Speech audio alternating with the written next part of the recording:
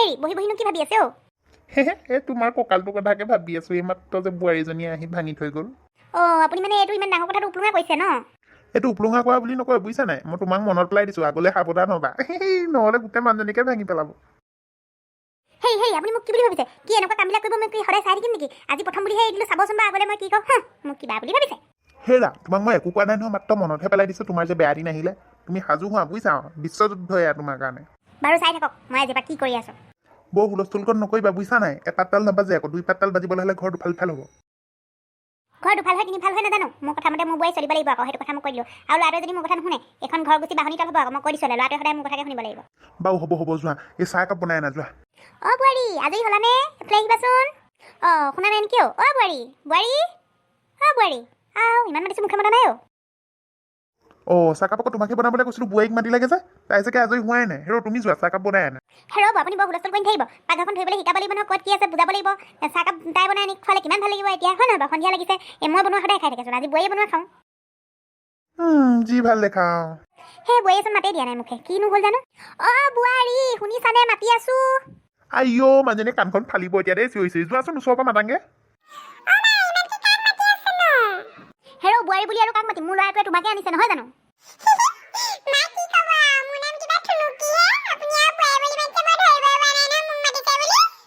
মা খা বাপেকে ভীমকলটো। পিছে আজিৰ পৰা গম পাবা নাই বোৱাৰী বুলি মাতিলে যে তোমাকে মাতিছো বুলি?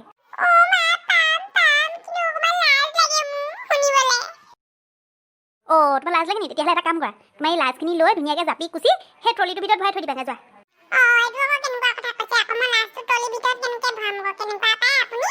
তেতিয়াহ'লে এনেকুৱা কথাবিলাক নকবা। আমালৈ আকৌ লাজ কৰিবলৈ কিটো আছে আকৌ? বোৱাৰী হ'লা। আৰু শুনা কথা এটা, এই মানুহ দুনুহ আহিব, এই ফ্ৰকটো চুটি ফ্ৰকটো খোলাঙে যোৱা। এই ৰুমতে কাপোৰ এযোৰ থৈ আহিছোঁ, চাদৰ মেখেলা পিন্ধাঙে যোৱা। এনেওতো খালী মানুহজনীয়ে আহিছা, আহোঁতেতো হাতত চাদৰ মেখেলা এযোৰ নায়েই।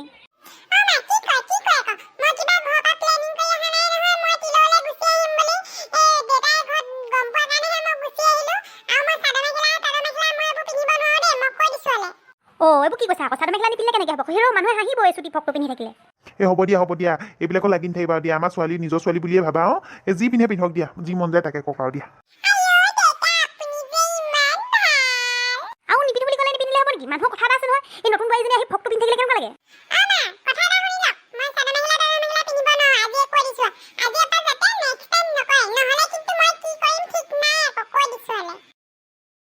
হয় বোৱাৰী, কি কথা কোৱা? এই যদি চাদৰ মেখেলাযোৰকে পিন্ধিব নোৱাৰা, আহিছিলা কেলে? আহিবলৈ জানা? চাদৰ মেখেলাযোৰ পিন্ধিবলৈ নাজানা?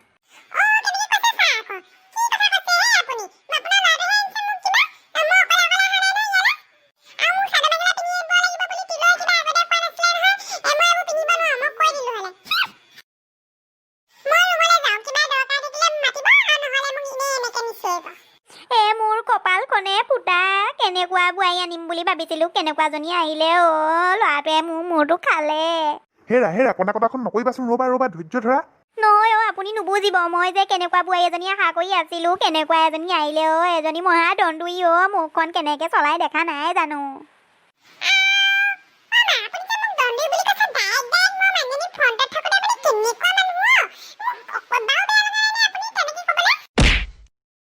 তিলো ক'ত গলি? এই মায়ে কন্দা কটাখন কৰিছে, নাচাওহি কেলে?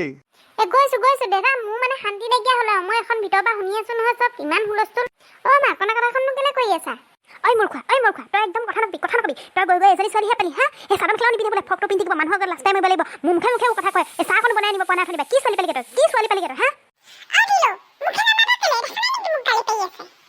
বোৱাৰী, আজি এটা কথা কৈ থৈছো শুনা, মানুহটোক নিজৰ নাম দি নামাতে, একদম কথা বেয়া হ'ব আকৌ। এই ছোৱালীজনী একো শিকি নাহিলেও, এই ঘৰত একো নিশিকালে নেকি? নিজৰ মানুহটোক নাম দি মাতিব নালাগে বুলি মাতিছে আকৌ তই বুলি। হেৰা বোৱাৰী, মানুহটোক নিজৰ নাম দি নামাতিবা। হেৰি শুনিছেনে? এনেকে বুলি মাতিবা। এই মানুহজনী যে মোক মাতে, ইমান মৰম লাগে, দেখা নাই জানো? তেনেকে মাতিবা।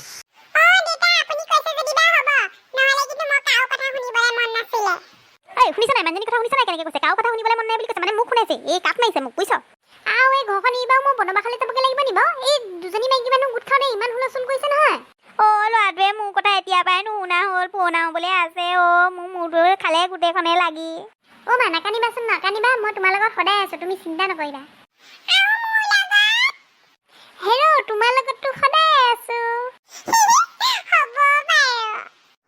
দেখিছানে আমাৰ ঘৰৰ অৱস্থা কি হৈছেগে? আৰু মাজত ফচিছো মই। ভিডিঅ'টো কেনেকুৱা লাগিছে জনাব আকৌ দেই।